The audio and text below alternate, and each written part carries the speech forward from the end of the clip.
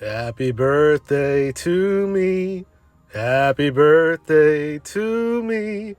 Happy birthday. Happy birthday. Happy birthday. Holy crap!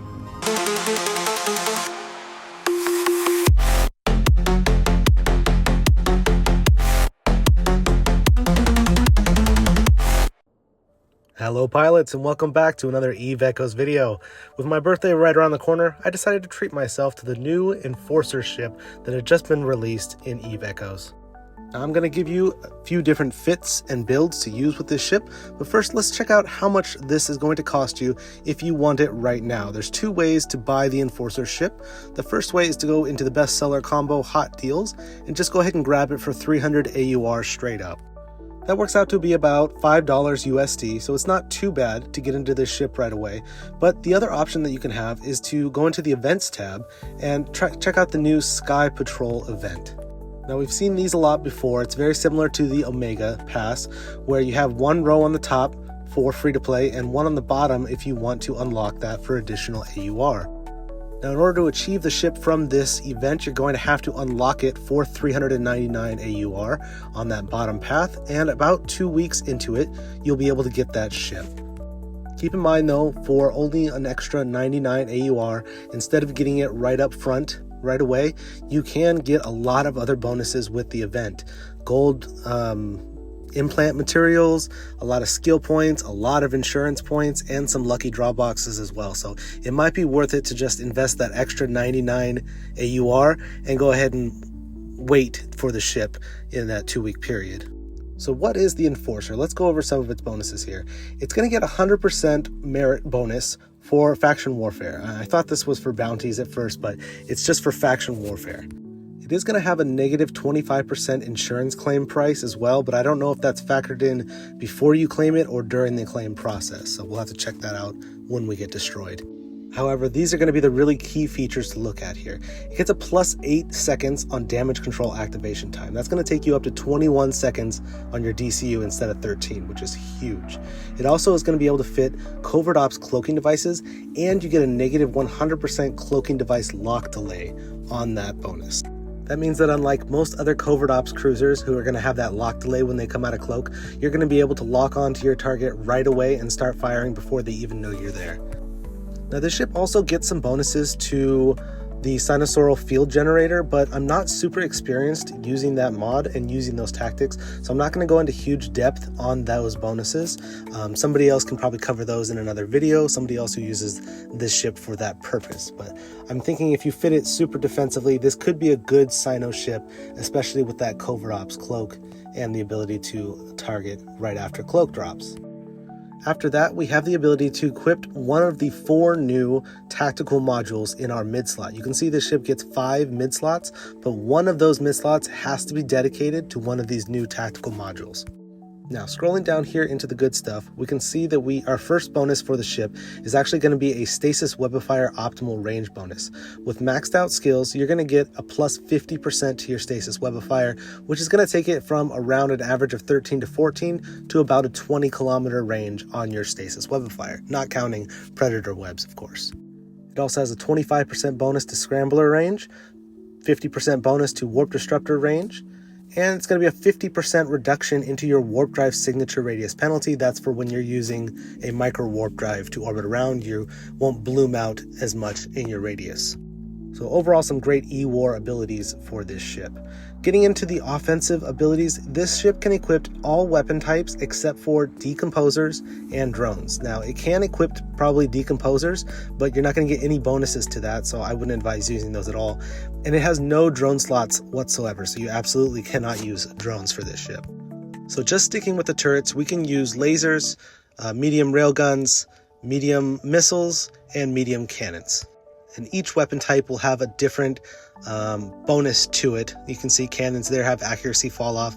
Medium lasers have optimal range increase. So playing with it with the weapon type that you decide to use or that you have skilled into, you can kind of fit this ship to whatever medium weapon skills you happen to have skilled. Taking a quick glance at its overall stats here, you can see it has about average speed, it's got about average power grid, nothing fancy, and a little bit lower source radius than most other cruisers, but nothing really extravagant sticks out. It's a very average, middle-of-the-road build ship to kind of customize how you see fit. And speaking of customization, I'm going to go into some different fittings that I've put together to kind of show off the different ways that you can fit this ship. I'm not going to be able to change rigs because I'm not going to keep wanting to swap in and out, and I'm not on the test server or anything like that. So we do just ignore the overall DPS for now, or overall defense for the most part, because as you can see, I have already put laser rigs in it.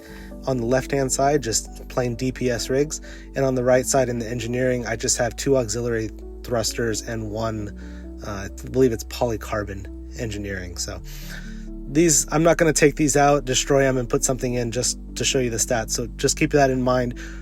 This will be mostly just covering the different modules that you can fit to the ship and different play styles that you can use this for. Something I do want to touch on though is that this ship is not super fast. So whereas the Orthus and like the Fiend can easily go over 3000 ms while they're in their fast auxiliary rigged bonuses, this ship is not going to be going past 2500, especially without a nanocore. So some other options you could put in the engineering slot are the gravity capacitor upgrade. That'll decrease your signature when you're scanning, so you can scan down smaller targets and have a less likely chance of them seeing you scan them down. Another good option would be just putting on warp core stabilizers in here, so that you have, if you have all 3 level 3s, you can have -9 stability there and be able to get away and save some money on this. Alright, so just keep that in mind as we're looking at the raw stats on the fitting screen, that we're not going to be changing out rigs or anything. Just assume that they're blank for the purposes of this, and we'll get right into the fittings. I'll show you some different builds that I have, different play styles that I have in mind for this ship. So let's go into our fitting management here. You can see I've saved a lot of different options, different builds. Starting at the top here, we're going to do a long-range missile build. Alright, so let's go ahead and apply this first fitting. You can see we're using medium missile launchers. These are the long-range medium missiles, not the torpedoes, not the rapids. These are for maximum range.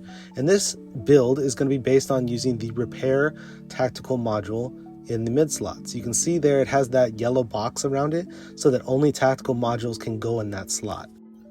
Now, the reason why I'm using missiles for this build is because the repair tactical module is going to cost you a lot of capacitor when you're getting really fast boosts. So even though I have a NOS and even though I have a battery, it's going to drain our capacitor really fast. So using the missiles in the high slots, also cannons, that don't cost you any capacitor to use, will be really good. You can see I can't equip any other module for this slot, so even though it says I have 5 mid slots, you really only have 4 plus that tactical module. So most of my builds are going to revolve around what tactical module I'm using for that build, and that's going to dictate what high slots and low slots are going to go with the ship. So the 2 bonuses that the Enforcer gets to missiles are going to be damage and missile flight velocity, which is in essence going to increase the range of your missiles. So you can see if we scroll down here, we have about 46, almost 47 kilometer range on these medium missiles. Now in theory that's really good, but you can see our web of fire only goes out to 20 kilometers. So if you want to slow down your targets in order to apply better missile damage to them, you're going to have to be within that 20 kilometer range anyway, so it doesn't really benefit you to be out there at 46 kilometers. Even if you see our disruptor, in order to lock them down, that's only 34 kilometers out. So you can't even lock them down if you're at your maximum range with these medium missiles. So it doesn't super benefit us to use this if we're going to be tackling things ourselves. That being said, this can operate as a good fleet combat build for you because you can be far outside of the reach of any large neutralizers that a ship might be using against you. And it'll give you really good reaction time if something happens to start trying to chase you down and get inside your range. So you can web them down with plenty of time before they're able to web or scramble you. I was just barely able to fit a large Nosferatu on here. You can see it's the MK9 version of the large Nosferatu, but my power grade is almost completely maxed out. So I'm thinking if you don't have absolute max cruiser skills, you're probably not going to be able to fit this on here anyway. Another option might be just putting a scanner on here so you can go ahead and scan targets down if you're going to be solo hunting. or switching to a large neutralizer if you're going to be doing more fleet combat. Or even if you really wanted to, you could also put a target painter on there. That'll just increase the signature radius of the target you're trying to hit and allow your medium missiles to apply more damage. So a lot of different options for that slot. You don't have to go with that large NOS. It's just something kind of standard that I wanted to put on here because that repair module does drain your capacitor so fast with the increased repair speed from the large booster. Another thing to mention is that the Scrambler is going to have an even shorter range of about 17 kilometers. Now this is good compared to other cruisers, but I know a lot of like interceptor frigates and stuff are going to have over 20 kilometer range on their Scrambler. So a lot of times I'm using an afterburner and just double webbing and maybe using a Scrambler just so that they can't get within reach of my ship. This will be very similar to an Orthrus build where it's going to be using webs and scram to keep you outside of the range that it can operate at. You'll also notice that I have two of the same mods in almost every single build in the low slots here. It's going to be a Covert Ops Cloak for flying through space undetected and being able to warp while you're cloaked, and also a DCU. This ship just gets such a huge bonus to DCUs with that plus 8 seconds. Having 21-second damage control unit is just absolutely amazing, and definitely something that I don't see myself being able to pass up on. Now, while this ship does get bonuses to reduce your warp drive signature radius penalty by using a micro warp drive, I tend to use an afterburner in almost all of my builds just because you're not going to be going faster than most ships anyway at top speed. You just need a little bit of extra boost to keep you out of range. If you're double webbing and scramming them from outside of their web and scram range, they shouldn't be able to get to you anyway, and you shouldn't have to speed kite. Most people, when they think of kiting, they think of just being absolutely faster than your other target by going max speed. But if you're just faster than them by debuffing their speed, you don't have to maximize yours as much. Not only that, but we're going to keep our signature radius down by using an afterburner, and we're going to save capacitor for a longer fight. Alright, so that is the long-range missile build. Let's go in here and check out the mid-range missile build. This is going to be more for taking down smaller targets. Usually when you're using rapid missiles in the high slots, you're not going to be fighting battleships or battle cruisers. You're looking for more frigate and destroyer size ships because you need that missile damage to apply a lot better. So right away you'll see I've changed that tactical module to a defensive tactical module instead of the repair tactical module. This is going to give us bonuses to our resistances while it's active and also decrease our signature radius even further, making it really hard to hit us for large ships. So 25% bonus while this is active to all resistances and negative 20% to our signature radius. It is, however, going to lower our flight velocity by 25%, so that's kind of a negative if you want it. So this isn't really a kiting build, it's more of an up close and maintain build. However, a huge advantage of using this mod with missiles is that we don't suffer those negative 25% damage reduction from using the defensive tactical module. We're using missiles, not turrets, which is actually something that I was trying to play with on my Fiend because it does get that defensive tactical module. I just wasn't able to get very good DPS out of the Fiend with missiles because it doesn't have any bonuses to it. But the Enforcer does get damage and damage application bonuses to missiles, so using the defensive tactical module does actually work out really well with this ship. We can enhance our defense even more by throwing a C-type armor adaptive on here. Keep in mind you can use armor or shield, it doesn't matter, you have the exact same resistances on both sides. However, armor does use less capacitor, so it might increase your capacitor length on that and make you be able to last in the fight longer. And you'll also notice that I don't have the large Nosferatu on here. We're going to be fighting more close up, so I went with a medium Nosferatu, and with a range extender GU, you can actually get this out to about 17 kilometers optimal range on a medium, so not too bad, especially since our missile range on the medium rapids is going to be about 26. So you're probably going to fight around that 16-17 kilometer range anyway, and that way the medium Nos will work most optimal at that range. With damage rigs, you could probably get this out to around 1,000, maybe 900 DPS, and with resistance rigs, you pretty solidly get it to about 80% resistance across the board. That defensive tactical module really does add a lot of resistance to this ship. And thank goodness we have 5 low slots because we still want to fit that Covert Ops Cloak in there. All right, so let's move on to build number 3. And this is going to be something that I'm much more familiar with. This is going to be medium pulse lasers. If you have been watching my channel, you know I use the Fiend religiously, and I'm just all about medium pulse lasers. Not only that, but that's actually the rigs, the DPS rigs that I have attached to this. So you're going to see a huge jump up in our DPS on the right-hand side here because we actually have the rigs to support it. All right, so we've switched over to the rapid fire tactical module. This is going to make our weapon fire a lot faster and going to be going through capacitor a lot quicker as well. It's going to up our DPS, but we have to be very careful with our capacitor while we have this on. So in order to accommodate that, I have put a large shield extender in the low slots, and this will save it because we don't have to have that large booster going at all times. This will kind of give us that extra shield wiggle room for fighting fast targets. This is more for like fast combat. So if you want to take something down really quickly before it takes you down, that's why I have the double heat sinks on here. Just straight up pulse laser DPS. One thing I do want to note though is you'll see the optimal range, because we have bonuses for this ship too, laser optimal range. It shoots up to 25 kilometers, but the accuracy fall off is only 6.9. So I have gone with 3 disruptors here so that we can be fighting around that 25 kilometer optimal, but realistically you do want to run a scram because you don't want them to come up and tackle you if they're using a micro warp drive. However, the problem with this is that the optimal range on the scrambler is 17 kilometers. So taking that into account, our medium pulse lasers at an optimal of 25 and a fall off of 6, once you get down below 19 kilometers, if you're going to be orbiting a target under 17 to try and keep them scrammed, you're not going to be applying a lot of damage at all with medium pulse. It just extends your range so far out, and we can't really get any closer because lasers have a naturally larger range than other weapons. If you were using railguns, I think you could get under 16 and pretty comfortable. Cannons definitely, but these lasers are meant for long range. And our web is about 20 kilometers range, so even if we're fighting at 19, 20, it's still right at the tip of our optimal for our weapons, so we're just going to take a little bit of a damage reduction from not fighting in our optimal. If the fall off on the lasers was around 10 or 11, then you could kind of comfortably fit into that range for your weapons, but it's a little bit uncomfortable with the mix match of your disruptors, your webs, and your lasers.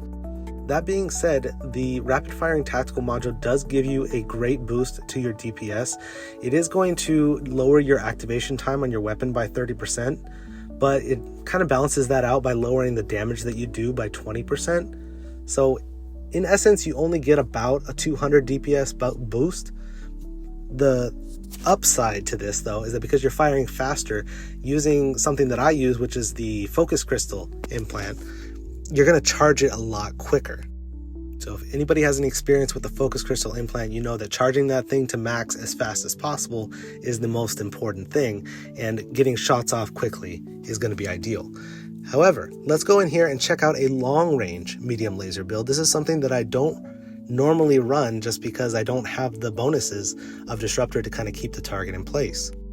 But since we're talking about long range lasers, I figured I might as well go ahead and put this in here. Okay, so very similar build to the last one with the medium pulse.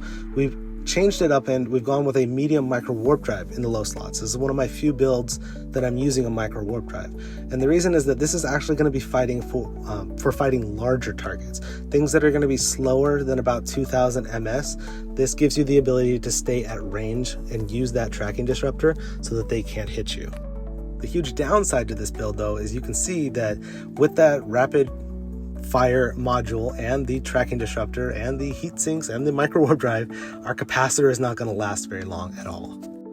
However, if you are fighting in a fleet against a very large target like a battleship, this would be great for orbiting at around 35 to 40 kilometers, keeping your distance, staying out of large newt range, just like the long range missile build that we had done.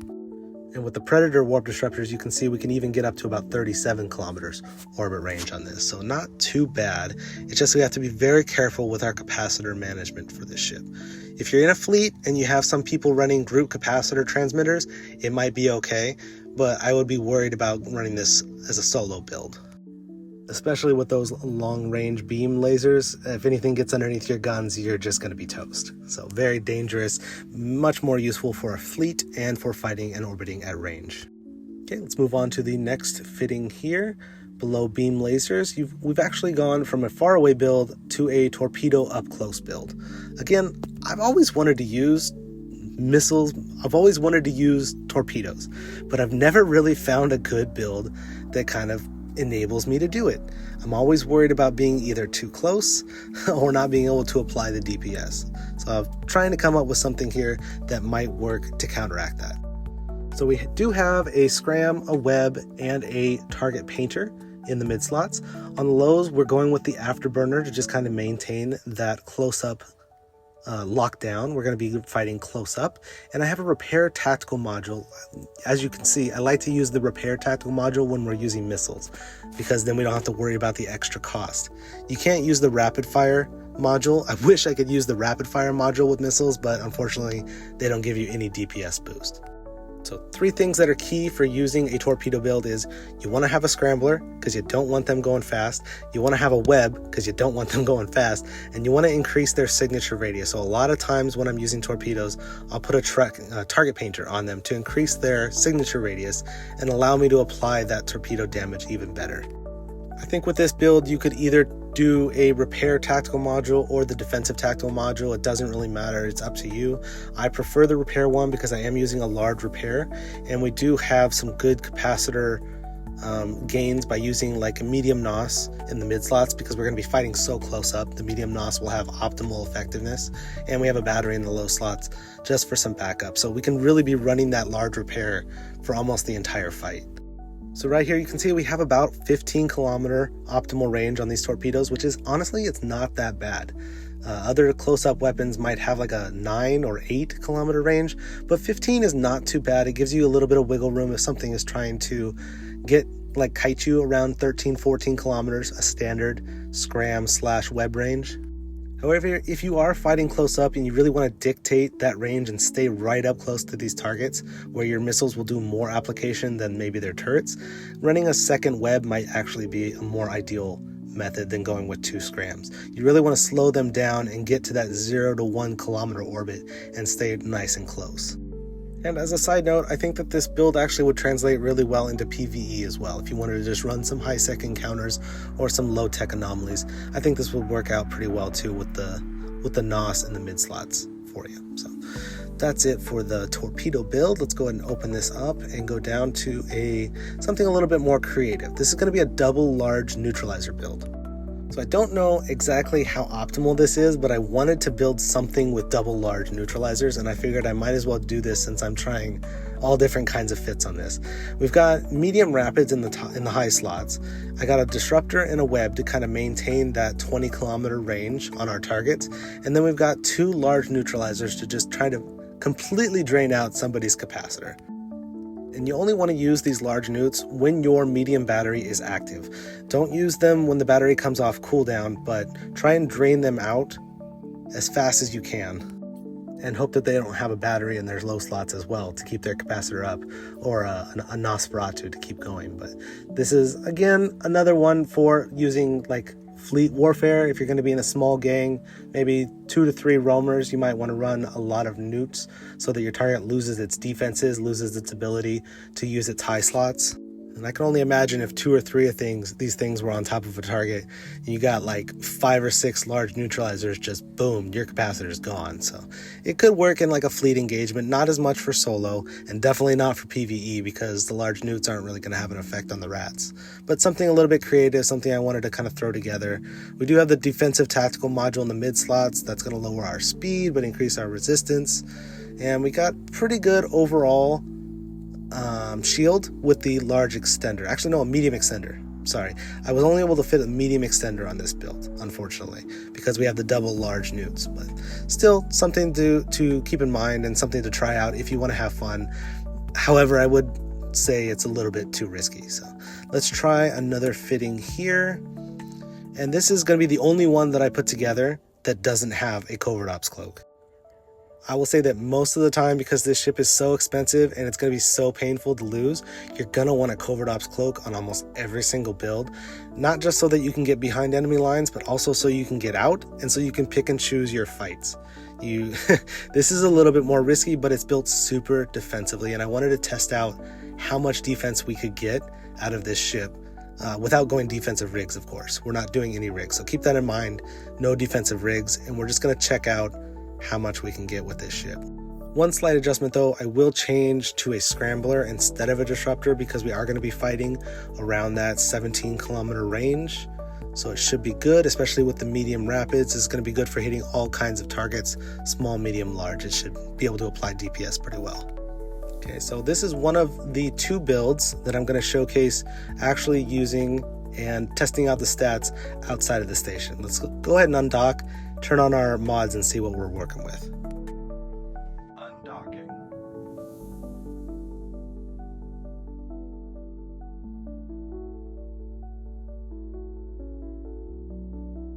Alright, so now to get a more realistic idea of about how much resistance we can get using this double adaptive and defensive tactical module, we're going to go ahead and undock and check and see what we got.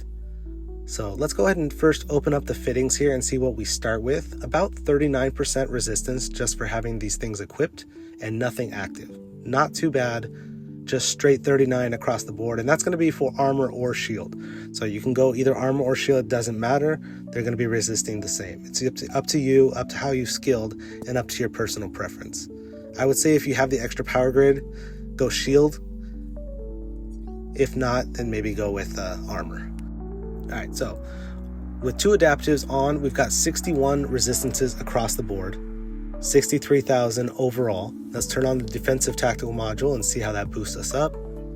Now we've got 102,000 overall EHP and 80% resistances across the board. Again, keep in mind, this is without defensive rigs. This is without integrating, so this could easily get up to around 90 to 93% resistances across the board on this ship. Very defensive. And if you are going to go with a defensive setup, defensive rigs, it doesn't matter which weapon type you use, whichever one you're skilled in, and as long as it fits power grid wise. This build can be copied with medium pulse lasers. It can be copied with cannons. So it doesn't really matter when you're running all defensive mods in the low slot and defensive rigs. You can kind of pick and choose what weapon type you want to do.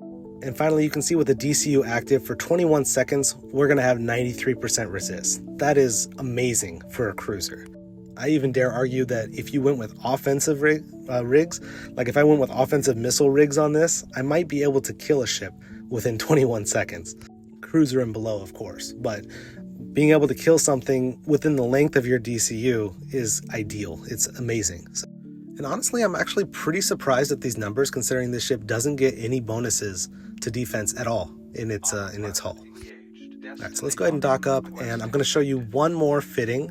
And this is actually going to be my favorite fitting and the one that I might be tempted to use in nullsec. So if I can gather up the courage to fly this ship and not care about risking losing it or losing the IP, I'm going to go down here and I'm going to equip my Enforcer Meat Grinder fitting. I named it Meat Grinder because it is 100% offense. Okay, let's apply this fitting and I will show you the numbers. The good thing is this is pretty much why I already had laser rigs equipped in the combat slots, because this is ideally what I was going to use in the first place. But this is going to be a sneaky, in your face, burst you down and run away ship. You can see I have 3 heat sinks in the low slots, rapid fire tactical module in the mid slots, and we're going to be using the focus crystal implant that I have at level 30. So the general concept is cloak up to your target within your optimal range, web them, scram them, or disrupt them, and just unleash anarchy upon them with rapid charge, 3 heat sinks, charging your focus crystal up to max as fast as possible. Ideally with this build, you should be able to kill something before they're even able to warp away, but you're only going to be fighting smaller targets. You might be able to get away with taking out a squishy battle cruiser, but mostly this is going to be just for cruisers or frigates or destroyers that happen to be just sitting on the gate and waiting for you to arrive. You cloak right up to your optimal range and then just decloak and pop them before they can even react. That's the goal. Now, I wish that I could afford a Predator Warp Scrambler, but if we go down here to, where is it? Capacitor, no, Interdiction. Now it's an Interdiction.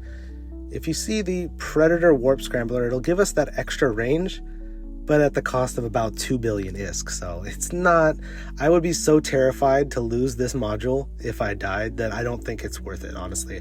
I'm just going to stick with the 17 kilometer range on the Republic Fleet Scrambler and go from there. Yeah, 15 kilometer range without the bonuses.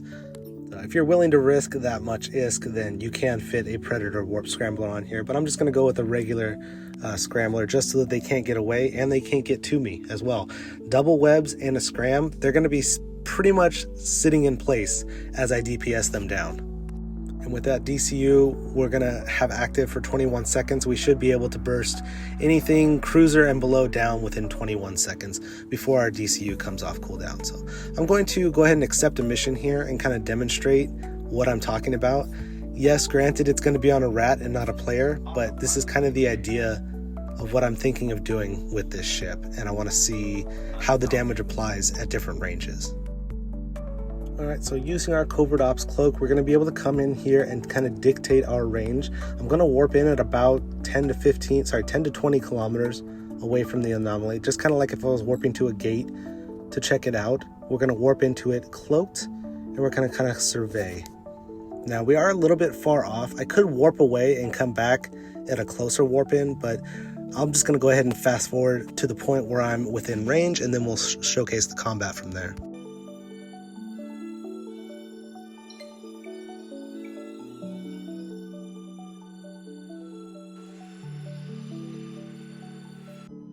Alright, so we're about in the range of our Scrambler. Let's go ahead here, and we're going to do this as fast as possible. We're going to decloak, lock onto the target, turn all of our modules on, and start attacking and see how fast we can burn this thing down. I'm even going to activate my DCU here just to simulate if it was a player. If he does have any reaction time at all to lock us down, we don't want to get 1 or 2 shot. So we're going to turn our DCU on and try to burst them down before the 21 seconds is up. You can see on a cruiser rat, it is really easy to just burn right through them. During that time, we'd be able to charge up to about 3,700 DPS, but we still have time on our heat sinks, and we still have charge to get on our focus crystal. So we'll target the battle cruiser, and we'll see how well we are able to burn them down. Our DCU is over, but we are at 4,400 DPS, and you can see with that rapid charge going and those heat sinks going, we're able to burn through this battle cruiser as well. So really quick DPS. And this would be about the time, let's say another target jumps on you or gets through, you can also pop your focus crystal for a extender to kind of buy yourself a little bit more time if you need to finish a target off. So while we aren't running an extender in our low slots, we are going to have the extra resist from the damage control just passively, and we're going to have the extender from the implant. So it's not too bad. And you can see now that we're fully charged here, we got about 3,200 DPS in a cruiser, so not too shabby, especially if we're able to dictate our range with webs and with the Scrambler. So if something is a close range fighter like a frigate, they're not going to be able to get up within range of their weapons anyway, and we're going to be able to dictate that from that point. I will say this is a very high risk build, and it's going to really require you to pick and choose your fights carefully. You could get baited into a trap just by having a Stratos sitting next to a frigate waiting for you to pop out. So I would definitely run warp core optimizers in my engineering slots so that I can warp off as soon as I kill a target. If you are fighting solo, keep in mind that as soon as you kill your target and nobody else is able to lock you, you can reactivate your cloak and go stealth right away, and you can be safe once again. So just to summarize for my overall thoughts for the new Enforcer ship, I think it can be something that's really fun. It does have a Covert Ops cloak and 100% cloaking lock delay on it. So it can be pretty much like a Stratos where you're just going to pop out, burst something down, and move on. It could be a fun ship. People should consider this kind of like a turret Stratos or a cloaky Orthrus. It's going to cost you about the same on the market right now. I think they're going for about 4.5 billion each. Very similar to a Stratos, very similar to an Orthrus. And it's going to be very expensive to replace through insurance. If you have the ISK to invest in this and you have just medium turret skills and not medium drone skills, or you just don't have a very high level bombard implant to use a Stratios, I would say this will be a good replacement for a Stratios and does something very similar. It doesn't have the bonuses to exploration, but this is going to be more of a PvP version of that. I watched this morning Virtual PGE's video on the Enforcer, and he was absolutely raving about this ship, saying it's the best cruiser that has come out so far. I tend to disagree with that. I think that this is the most versatile cruiser that NetEase has put out, but I do not think that this is the best cruiser, and definitely not considering the fact that it's so freaking expensive to insure and purchase. I don't think that this is going to be the best cruiser in the game that it has to offer. If you're comparing it to ships like the Ashimu, who gets an even larger, a farther web bonus and has Nosferatu bonuses, or you're comparing it to a ship like the Fiend, who can just be an absolute monster defensively and catch up to you with an afterburner and be able to go over 3,000 MS with an afterburner, I don't think that it's going to compare very well one versus these other ships. Now, to be fair, I'm also considering the fact that this ship doesn't really have a nanocore yet. Once they start coming out with some different nanocores for it, it could be quite a beast. But if you were to compare it to something like my Dragon Chant Fiend, for example, I think I could eat one of these things up for breakfast. Just being able to break its webs long enough to get on top of it, it would just be obliterated before it could even get away. It just doesn't have the defensive capability. Very similar to, if you watched my last video when I fought the Orthrus, once I broke his hold and was able to catch up to him, he just does not have the defensive capability to keep up with the amount of DPS that's in this game right now. If you were to build the Enforcer defensively, I think you would lack in speed and offense. If you were to build it offensively, I think you would lack in speed and defense. And I just think that it's so middle of the road and it doesn't excel at anything. The Orthrus gets huge bonuses to its scrambler range and web range past that of the Enforcer. And the Stratios gets such a huge DPS burst with a high level bombard implant that you're kind of like wondering, where does the Enforcer fit in? Where does it excel? That's kind of what I'm left at with this ship overall. I would say it takes bits and pieces of all of the ships, all the faction cruisers that are out right now, and kind of tries to make them work. But just like its resistances, it ends up middle of the road and even all the way across, but not really excelling at anything. If you've ever PvP'd in any MMO, you know that the most optimal ships are the ones that are going to be, the most optimal builds for anything are going to be the ones that minimize and maximize their strengths and weaknesses. And unfortunately, I feel like the Enforcer is so average at everything that it's not going to really be able to find a niche in this game. But that could be changed later on. They could change some slots, change how things work. We don't know what other nanocores might come out for it. I know it's been mentioned that the Sleeper Core could make it into a really defensive cruiser. So that's something that you might want to invest in. But 16 billion is what the insurance is saying it's worth. 2,600 IP to insure this ship, or 4.7 billion to buy it off the market. I just don't see it becoming an everyday staple in most players' hangars, other than a trophy. However, I do have to clarify that I am a medium laser, missile, and drone skilled pilot. I don't have medium cannons, and I no longer have medium rails. I did have medium rails a little bit for the Adrestia, but I ended up Lazarus using Unity out of those. So I will say, I think that ideally the best use of this ship is going to be with the barrage implant medium close-up cannons. I think if you can get a super high burst out of this coming out of Cloak, you can probably obliterate anything battle cruiser and below before they can even react.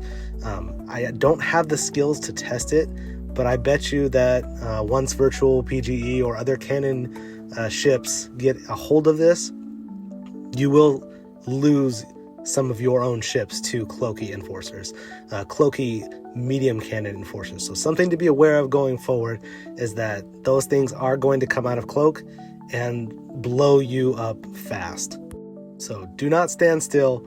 always be moving and always be ready for this ship because it is in the game and we're going to see where we go from here. All right, so that about does it for the Enforcer video. I can't wait to see what other new ships come out. We do have the Marshall battleship and the Pacifier frigate, I believe it is, but I don't have any intention of flying those whatsoever. I am mostly a cruiser pilot, so I will be flying this ship a little bit, and hopefully we can showcase some kills with the Enforcer going forward. Until then, thank you very much for watching. Go ahead and click like if you enjoyed any information in this video. If you want to see more build guides or if you want to see more of my content, go ahead and hit subscribe, put on notifications, and I'll see you in the next Eve Echoes video.